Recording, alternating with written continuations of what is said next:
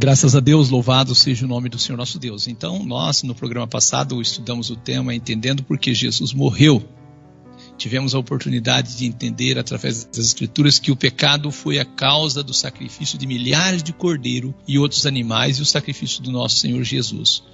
Aprendemos isso com bastante propriedade dentro das Escrituras. Nosso irmão Pedro, ele escrevendo na sua primeira epístola, 1 Pedro 1, 18 ao 20, ele diz: sabendo que não foi com coisas corruptíveis, como prata, ouro, que fosse resgatado da vossa vã maneira de viver, que por tradição recebeste dos vossos pais, mas com o precioso sangue de Cristo, como o de um cordeiro imaculado e incontaminado, o qual, na verdade, ele diz, em outro tempo foi conhecido em outro tempo, ainda antes da fundação do mundo, mas manifesto nesses últimos tempos por amor de vós. Jesus, ele sacrificou-se por nós. Entendemos que a cada sacrifício, desde o cordeiro que morreu no jardim do Éden até o último cordeiro antes do sacrifício de Jesus, estes, sem dúvida alguma, eram sombras do sacrifício de Jesus por todos os pecadores, conforme está escrito em Hebreus 10. Você que não teve a oportunidade de ouvir os programas passados, solicite e enviaremos os áudios a você. Hoje estaremos então apresentando o programa número 11. Temos certeza que se você ouvir os programas anteriores, sua compreensão será maior. Nosso tema hoje, a importância da ressurreição de Jesus para a nossa fé. Eu digo, a morte de Jesus somente não era suficiente para a nossa salvação. Muitas vezes nós ouvimos, Jesus morreu por nós, graças a Deus, Deus entregou Jesus por nós, Deus entregou Jesus por nós. Mas como seria se Jesus tivesse morrido e não tivesse ressuscitado? Nosso irmão Paulo, ele diz, e se Cristo não ressuscitou, é vã a vossa fé. E ele ainda afirma mais, e ainda permaneceis nos vossos pecados. 1 Coríntios 15, 17. O irmão Paulo fala que se Cristo não ressuscitou, não adianta pregar. Se Cristo não ressuscitou, logo é vã a nossa pregação. E também é vã a nossa fé. É vã a nossa fé. No versículo de cima ele diz, permaneceis nos vossos pecados. Nós não teríamos o perdão dos nossos pecados se não fosse pela ressurreição de Jesus. E afirma ainda, e também os que dormiram em Cristo estão perdidos. 1 Coríntios 15, 18, eu li 1 Coríntios 15, 14, eu li 1 Coríntios 15, 17. A ressurreição de Jesus garantiu a nossa justificação. Paulo, nosso irmão, escrevendo aos Romanos, no capítulo 4, 25, ele diz assim, o qual por nossos pecados foi entregue e ressuscitou para nossa justificação. Romanos 4, 25. Só por esses versículos, eu acredito, cooperador Giliardi, que já deu para as pessoas entenderem a importância da ressurreição de Jesus para a nossa fé. Devido a tamanha importância, fica claro o desejo do inimigo em ocultar a ressurreição de Jesus. O inimigo lutou de todas as maneiras para ocultar a ressurreição de Jesus. Nós lemos no Evangelho, lá nos escritos dos nossos irmãos, os sacerdotes compraram os guardas para que os guardas dissessem que o corpo de Jesus foi roubado, não foi isso? Isso é verídico, está lá. E nos dias dos nossos irmãos corria o boato por todos os lados que o corpo de Jesus tinha sido roubado.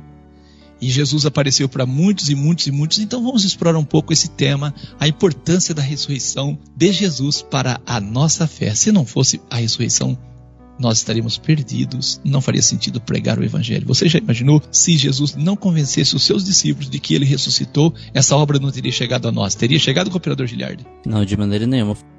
Nosso irmão Paulo, escrevendo aos Coríntios, em 1 Coríntios 15, versículo 1 ao 8, ele diz o que, cooperador Giliardi? Também vos notifico, irmãos, o Evangelho que já vos tenho anunciado, o qual também recebestes, e no qual também permaneceis, pelo qual também sois salvos, se o retiverdes, tal como vou-lo tenho anunciado. Se não é que crestes em vão.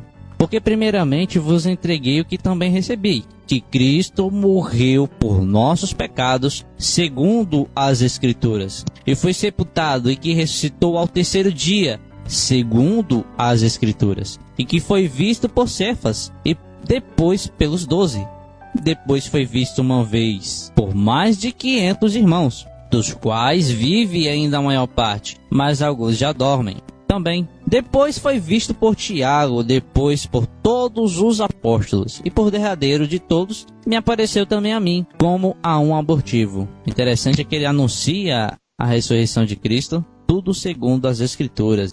Uma parte que me chamou bastante atenção, ele fala: também vos notifico, irmãos, o evangelho que já vos tenho anunciado, o qual também recebeste e no qual também permaneceis, pelo qual também sois salvos. Somos salvos pelo evangelho, se o retivermos tal como vou-lo tenho anunciado. Devemos crer no evangelho anunciado pelos santos profetas, um evangelho que tenha o fundamento dos apóstolos, dos profetas. É este evangelho que nós devemos crer. Infelizmente, hoje nós temos muitas pessoas pregando o evangelho de uma forma tão distorcida, não falam da importância da ressurreição de Jesus para a nossa fé. E não falam isso, cooperador Giliardi, por causa do evangelho platônico que tomou o lugar do evangelho anunciado pelos santos apóstolos, pelos profetas. Jesus, ele deu testemunho de sua morte e ressurreição aos seus discípulos, porém eles não conseguiram crer. Acredito que a crença que os discípulos tinham em Jesus era mais baseado no que eles ouviram antes, por meio dos que anunciava a vinda do Messias, idealizado segundo o desejo deles. Os discípulos não tinham conhecimento baseado no fundamento dos profetas. É importante trazer aos nossos ouvintes que o inimigo não deixou de aproveitar essa oportunidade de que a ideia do Messias, quando surgisse por alguém, ela fosse deturpada. Então havia uma ideia de um Messias que tomaria uma frente de guerra, lutaria contra o domínio romano, e essa ideia era forte nos dias dos apóstolos ali, antes do nascimento de Jesus, e foi o que o povo absorveu. Então quando vem Jesus, com toda aquela calmaria, com todo aquele cuidado, e como filho de Deus que não vem trazer a guerra, mas a paz, e que vem assim anunciando um resgate da humanidade por meio do sacrifício de si, foi difícil para eles absorver isso. Concorda, cooperador Giliardi? Sim, irmão, concordo, sim, é verdade. Isso fez com que eles tivessem uma esperança que não era bíblica. Vamos ler o Evangelho de Lucas, capítulo 24, versículo 1 ao 11? Amém, que diz assim: E no primeiro dia da semana, muito de madrugada, foram elas ao sepulcro, levando as especiarias que tinham preparado, e algumas outras com elas. E acharam a pedra removida do sepulcro. E, entrando, não acharam o corpo do Senhor Jesus. E aconteceu que, estando elas muito perplexas a esse respeito, eis que pararam junto delas 2 homens, com vestes resplandecentes. E, estando elas muito atemorizadas, e abaixando o rosto para o chão, eles lhe disseram: Por que buscais o vivente entre os mortos? Não está aqui, mas ressuscitou. Lembrai-vos como vos falou, estando ainda na Galileia, dizendo: Convém que o Filho do Homem seja entregue nas mãos de homens pecadores, e seja crucificado, e ao terceiro dia ressuscite. E lembraram-se das suas palavras, e voltando do sepulcro, anunciaram todas estas coisas aos 11 e todos os demais. E eram Maria Madalena, e Joana, e Maria, mãe de Tiago, e outras que com elas estavam, as que diziam estas coisas aos apóstolos, e suas palavras lhes pareciam como desvario, ou seja, como uma loucura, e não as creram. Então nós vemos o relato das mulheres ao ir ali ver o sepulcro e não acharam o corpo do Senhor, mas os anjos disseram o que tinha acontecido. Mesmo assim, ao anunciar, foi visto como loucura, ministro Lucas. É isso, né? Então no primeiro dia da semana acontece o que? A ressurreição de Jesus? Não, no primeiro dia da semana acontece a visita das mulheres. Amém. Só que acharam a pedra revolvida do sepulcro, não acharam o corpo do Senhor. E o anjo ainda diz: Por que buscais o vivente entre os mortos? E ressuscitou. Lembrai-vos que ele vos falou? E elas correram, né, para os discípulos. Chegando lá, elas, Lucas 24, versículo 12 ao 31, Pedro quando ouviu, Pedro, porém, levantando-se, correu ao sepulcro e abaixou-se e viu só os lençóis ali posto. Retirou-se, admirando, né, consigo aquele caso. E eis que no mesmo dia iam 2 deles, diz o texto, cooperador Giliardi, para uma aldeia, cujo nome dessa aldeia era Emaús. E iam falando entre si de tudo aquilo que havia sucedido. E aconteceu que, indo eles, falando entre si e fazendo perguntas um ao outro, o mesmo Jesus se aproximou e ia com eles, e eles não entenderam que era Jesus. Por quê? Porque os olhos deles estavam como que fechados para que não conhecessem.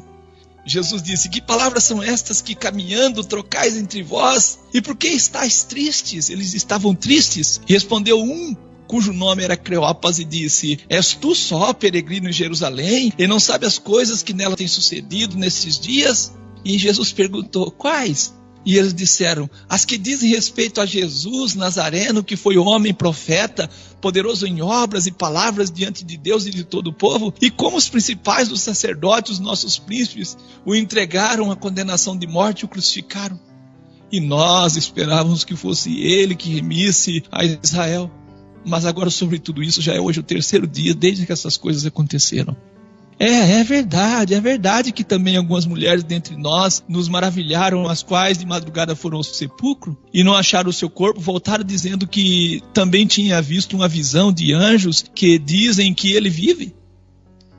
Alguns dos que estavam conosco foram ao sepulcro e acharam ser assim como as mulheres haviam dito, porém a ele não viram. E Jesus disse: nécios e tardos de coração, para crer tudo que os profetas disseram. Porventura não convinha que o Cristo padecesse essas coisas e entrasse em sua glória?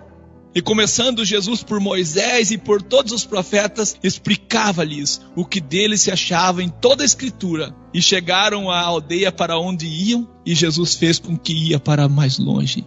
E eles constrangeram, dizendo: fica conosco, porque já é tarde e já declina o dia. Entrou para ficar com eles. E aconteceu que, estando com eles à mesa, Jesus tomou o pão, abençoou e partiu e deu. E abriu-se-lhe então os olhos e conheceram que era ele, e Jesus desapareceu. Eu fico, cooperador Giliardi, maravilhado com as palavras do nosso Deus por meio da boca dos nossos irmãos que testificaram em ver o quanto Jesus se importou que os seus discípulos entendessem as Escrituras que dizem respeito à sua ressurreição. Você consegue, meu amigo, perceber que se os seguidores de Jesus não conseguissem crer na sua ressurreição, a obra dele estaria correndo risco de ser em vão? Foi como o nosso irmão Paulo disse: todo o sacrifício de Jesus seria em vão? Em vão porque quem ia acreditar nele? Como ele estava anunciando que ele era a ressurreição e a vida se ele próprio não voltasse à vida e convencesse os seus seguidores? Quando as mulheres deram testemunho da ressurreição de Jesus, os discípulos acharam que elas estavam com alguma demência mental, com alguma loucura. Infelizmente, a falta de busca no fundamento dos profetas fez com que eles não entendessem a ressurreição de Jesus. Atos 10, versículo 40 ao 41. Diz assim: a este ressuscitou Deus ao terceiro dia e fez que se manifestasse, não a todo o povo, mas às testemunhas que Deus antes ordenara, a nós que comemos e bebemos juntamente com ele, depois que ressuscitou dentre os mortos. Deus preparou os seus servos, os apóstolos, para que eles fossem testemunhas da ressurreição de Amém. Jesus. Então eles acompanharam Jesus todo o tempo. Isso é interessante, o cooperador Giliardi, que Jesus falou que eles receberiam o Espírito Santo e o Espírito Santo de Deus faria eles lembrar de todas as coisas que ele tinha falado. Isso. E por isso eles escreveram várias coisas que eles só compreenderam depois que eles entenderam a ressurreição de Jesus. Então a ressurreição de Jesus garantiu a nossa justificação, conforme nosso irmão Paulo escreveu em Romanos 4, 25. O qual, por nossos pecados, foi entregue e ressuscitou para a nossa justificação. Graças a Deus. E ainda em Romanos 10, versículos 5 ao 9, nosso irmão Paulo escreve: ora, Moisés descreve a justiça que é pela lei, dizendo: o homem que fizer essas coisas viverá por elas. Mas a justiça que é pela fé diz assim: não digas em teu coração: quem subirá ao céu? Isto é, para trazer do alto a Cristo. Ou quem descerá ao abismo? Isto é, para tornar trazer dentre os mortos a Cristo. Mas que diz? A palavra está junto de ti, na tua boca e no teu coração. Esta é a palavra da fé que pregamos, a saber, se com tua boca confessares ao Senhor Jesus e em teu coração creres que Deus o ressuscitou dentre os mortos, serás salvo. Amém? Confessar, cooperador Giliardi, a ressurreição de Jesus é uma chave, é uma senha para receber a salvação. Quem tem dificuldade em crer na ressurreição de Jesus não pode acreditar que existe salvação, não é isso? Isso, é isso que nós vemos. Nosso irmão Paulo escreveu na sua carta aos Coríntios, segundo aos Coríntios 4, versículo 13 e 14. Ele diz assim, ó: e temos, portanto, o mesmo espírito de fé. Então nós temos o mesmo espírito de fé, como está escrito: criei, por isso falei. Nós cremos também, por isso também falamos. Glória a Deus. Sabendo que o que ressuscitou o Senhor Jesus nos ressuscitará também por Jesus e nos apresentará convosco. Aqui Paulo dá uma certeza da nossa fé. que é sabendo que Jesus ressuscitou, nós também seremos o quê? Ressuscitados. Amém. Glória a Deus, glória a Deus. Você está percebendo, meu amigo, minha amiga, a importância de crer na ressurreição de Jesus. Por isso o inimigo lutou para que a ressurreição de Jesus fosse ocultada e escondida. Paulo, escrevendo 1 Coríntios 15, versículo 14 ao 23, ele diz assim: se Cristo não ressuscitou, logo é vã a nossa pregação, pregamos em vão. E também é vã a vossa fé. E assim também somos considerados como falsas testemunhas de Deus, pois testificamos de Deus que ressuscitou a Cristo, o qual, porém, não ressuscitou, se na verdade os mortos não ressuscitam. Porque se os mortos não ressuscitam, também Cristo não ressuscitou. E se Cristo não ressuscitou, é vã a vossa fé, e ainda permaneceis nos vossos pecados. E também os que dormiram em Cristo estão perdidos. Todos os homens que tiveram fé em Jesus, Abraão e outros, estão todos perdidos. E ele continua no versículo 19. Se esperamos em Cristo só nesta vida, somos os mais miseráveis de todos os homens. Mas de fato Cristo ressuscitou dentre os mortos. E foi feito as primícias dos que dormem, porque assim como a morte veio por um homem, também a ressurreição dos mortos veio por um homem. Porque assim como todos morrem em Adão, assim todos serão vivificados em Cristo, mas cada um por sua ordem. Cristo, as primícias, depois os que são de Cristo, na sua vinda. Só haverá consciência para quem dormiu em Cristo voltar a viver novamente no dia da volta de Jesus. Não é isso, cooperador Giliardi? Primeiro Cristo, depois os que são de Cristo na sua vinda. Graças a Deus. João 7,38. Quem crê em mim, como diz a Escritura, rios de água viva correrão do seu ventre. Infelizmente, muitas pessoas dizem crer em Jesus, porém o que sabe a respeito de Jesus, na grande maioria das vezes, é o que falam de Jesus e não o que as Escrituras apresentam. Os seguidores de Jesus, por desenhar o Messias segundo a vontade deles, deixaram as Escrituras de lado, e este foi o motivo de terem dificuldade em crer na ressurreição de Jesus. Eles viam em Jesus o Messias pregado e anunciado de acordo com a compreensão de homens desprovidos do poder de Deus e da verdade da palavra do nosso Deus. Os dois discípulos no caminho de Emaús deixam claro o que nós estamos falando. Capítulo 24 de Lucas, versículo 21 e 27. Eles dizem o que, cooperador Giliardi? Dizem assim, e nós esperávamos que fosse ele o que remisse a Israel. Mas agora, sobre tudo isso, é já hoje o terceiro dia desde que essas coisas aconteceram. Então esse texto diz, eles falam, nós esperávamos que fosse ele que remisse a Israel. Nós esperávamos que fosse ele que remisse a Israel. Eles tinham essa esperança, mas não conheciam o sacrifício de Cristo. O sacrifício e a ressurreição de Jesus poderia ter alcançado muito mais pessoas se os seus discípulos acreditassem em Jesus, como diz as Escrituras. Eles não conseguiram de momento acreditar. E se eles tivessem de momento acreditado, eles não tinham ficado presos na casa, escondido de jeito nenhum.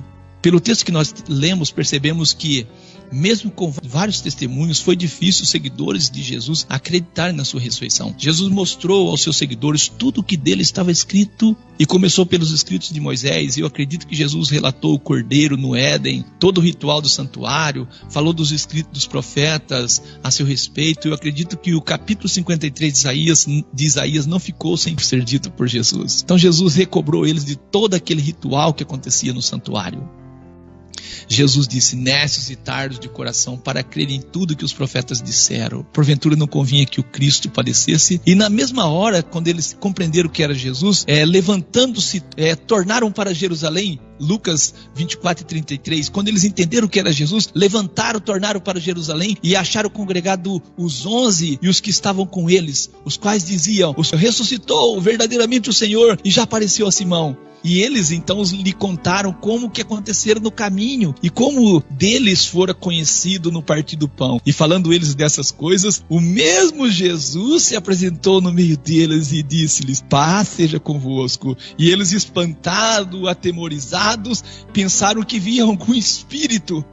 E Jesus disse, por que estáis perturbado? Por que sobem tais pensamentos nos vossos corações? Vede as minhas mãos, os meus pés, sou eu mesmo, apalpai-me. Vede, pois o espírito não tem carne nem osso, como vedes que eu tenho. E dizendo isso, mostrou-lhe as mãos, os pés. E não crendo eles ainda por causa da alegria, e estando maravilhados, disse-lhes, tendes aqui alguma coisa que comer? E comeu diante deles.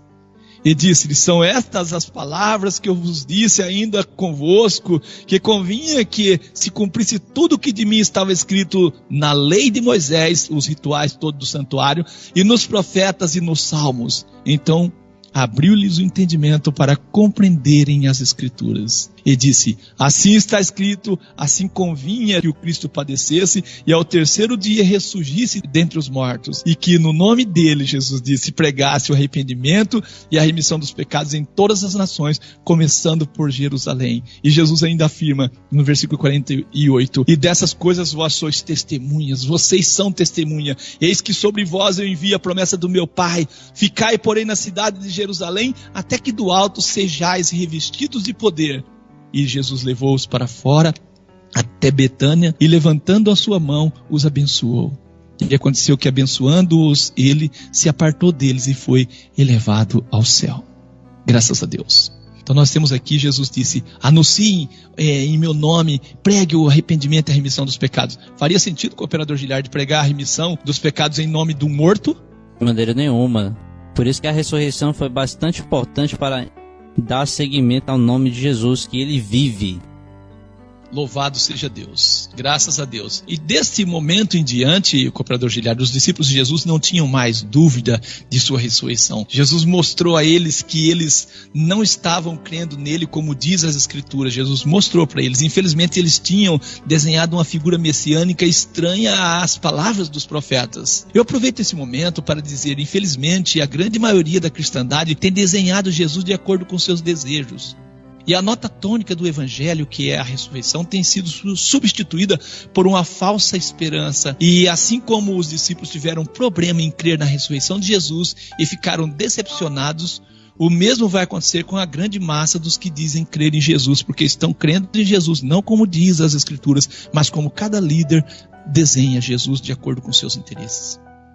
Satanás sabe que se opor a Jesus, tentando convencer que ele não é o Messias, isso só o tornará mais popular. Então o inimigo fez com que cada grupo tivesse um entendimento desprovido da palavra dos profetas a respeito de Jesus. Isso acontece até hoje. Jesus disse: quem crê em mim, como diz as Escrituras, rios de água viva correrão do seu ventre. João 7,38. Eu creio em Jesus, como diz as Escrituras, e você crê como diz as Escrituras? Se você não consegue crer como diz as Escrituras, você ficará desapontado, infelizmente. Jesus disse de sua morte e ressurreição, falou de sua ressurreição como uma prova de que ele é o Messias, não é isso?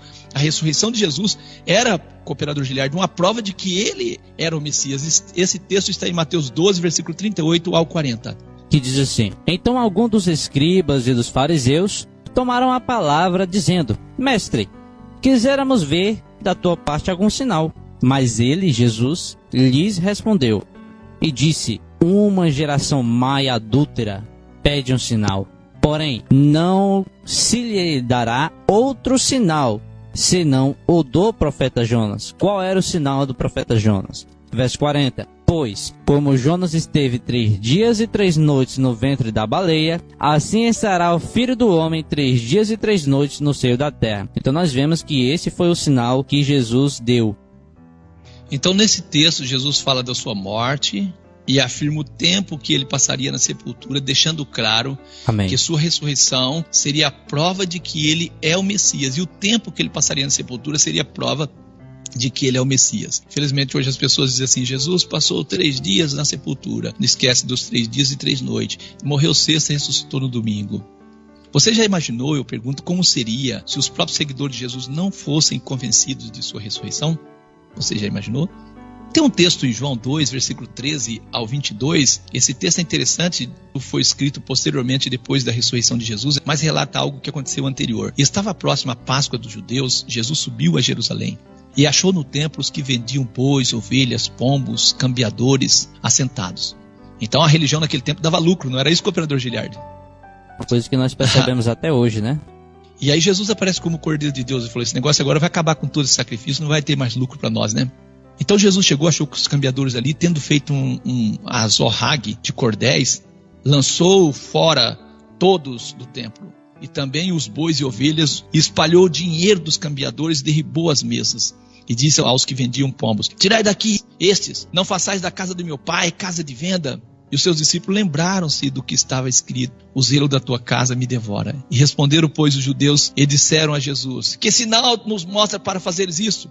E Jesus respondeu e disse: derribai esse templo e em 3 dias eu levantarei. E disseram, pois, os judeus: em 46 anos foi edificado este templo e tu levantarás em 3 dias? Eles não entenderam, mas ele falava do corpo dele, e não do templo. Quando, pois, ressuscitou Jesus dentre os mortos, os seus discípulos lembraram-se de que Jesus dissera isso e creram nas Escrituras e na palavra que Jesus tinha dito. Também era um sinal de que ele era o Messias. Ele fala: o zelo da tua casa me consome. Atos 1, versículo 1 ao 11. Nosso irmão Lucas escreve exatamente assim: fiz o primeiro tratado, ó Teófilo, acerca de tudo quanto Jesus começou a fazer e ensinar, até o dia em que foi recebido em cima, depois de ter dado mandamentos pelo Espírito Santo aos apóstolos que escolhera, aos quais também, depois de ter padecido, se apresentou vivo com muitas e infalíveis provas, sendo visto por eles espaço de tempo. Ou seja, o tempo era de 40 dias. E falando das coisas concernentes ao reino de Deus. E estando com eles, determinou-lhes que não se ausentassem de Jerusalém, mas que esperassem a promessa do Pai, que disse-lhe: de mim ouvistes. Porque na verdade João batizou com água, mas vós sereis batizados com o Espírito Santo não muito depois desses dias. Aqueles, pois, que se haviam reunido, perguntaram-lhe, dizendo: Senhor, restaurarás tu neste tempo o reino a Israel? Jesus respondeu a essa indagação: não vos pertence saber os tempos ou as estações que o Pai estabeleceu pelo seu próprio poder. Mas recebereis a virtude do Espírito Santo que há de vir sobre vós, e ser-me-eis testemunhas. Ser-me-eis testemunhas, tanto em Jerusalém como em toda a Judéia e Samaria até os confins da terra. E quando dizia isto, vendo eles, foi elevado às alturas, e uma nuvem o recebeu, ocultando-o a seus olhos. E estando com os olhos fitos no céu, enquanto ele subia, eis que junto deles se puseram 2 homens vestidos de branco, os quais lhe disseram: homens galileus, por que estáis olhando para o céu? Este Jesus, que dentre vós foi recebido em cima no céu, há de vir, assim como para o céu o vistes ir. Amém. Glória a Deus. A partir disso, então, os discípulos de Jesus entenderam que o reino seria inaugurado na vinda de Jesus, e não com a compreensão errada que eles tinham, e que fez com que eles criassem toda aquela confusão. Eu acredito que você percebeu, no entendimento anterior dos discípulos, não seria possível Jesus ser entregue em sacrifício. E sendo assim, acreditar na sua ressurreição era algo que nem cogitavam. Eles cogitavam que Jesus inauguraria o reino e acabou. Agora Jesus aparece por um espaço de 40 dias. Não ficou 40 dias com os discípulos, mas aparecia de vez em quando. Jesus convenceu os discípulos de tudo, e os discípulos agora entenderam que Jesus teria que ser o Cordeiro, que Jesus virá para inaugurar o seu reino na terra. Agora, com a mente aberta pelas palavras dos profetas transmitidas por Jesus e com a missão de serem testemunhas de sua ressurreição, eles voltaram a Jerusalém para dar testemunho da ressurreição de Jesus. Graças a Deus.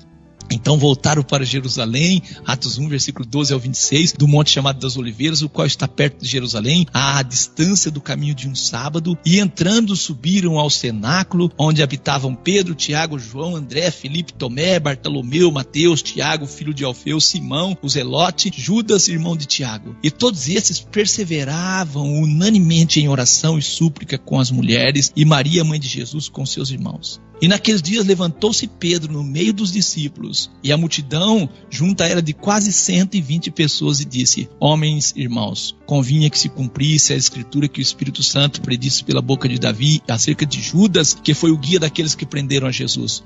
Porque Judas foi contado conosco e alcançou sorte neste ministério. Os discípulos faziam parte do ministério de Jesus. Esse adquiriu um campo com o galardão da iniquidade e, precipitando-se, arrebentou-se pelo meio, e todas as suas entranhas se derramaram, falando de Judas. E foi notório a todos os que habitavam em Jerusalém, de maneira que na sua própria língua esse campo se chama Alceudama, isso é campo de sangue. São as palavras do nosso irmão Pedro. Porque no livro do Salmo está escrito: fique deserta a sua habitação e não haja quem nela habite. Tome outro o seu lugar, o seu bispado. Pedro disse: é necessário, pois, que dos homens que conviveram conosco todo o tempo em que Jesus entrou e saiu dentre nós, começando desde o batismo de João até o dia em que entre nós foi recebido em cima, um desses se faça conosco testemunha da sua ressurreição. Então apresentaram 2 José, chamado Barsabás, que tinha por sobrenome o Justo, e Matias. E orando disseram: Tu, Senhor, conhecedor dos corações de todos, mostra qual destes tens escolhido para que tome parte neste ministério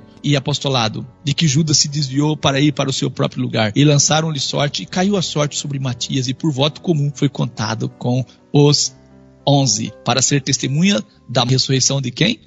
Do nosso Senhor Jesus. Jesus provou então a cada um de seus discípulos, por meio de sua ressurreição, que ele é o Messias. E agora o irmão Pedro prega poderosamente, de acordo com as palavras dos profetas, e o número dos seguidores de Jesus passa de 120 a quase 5.000.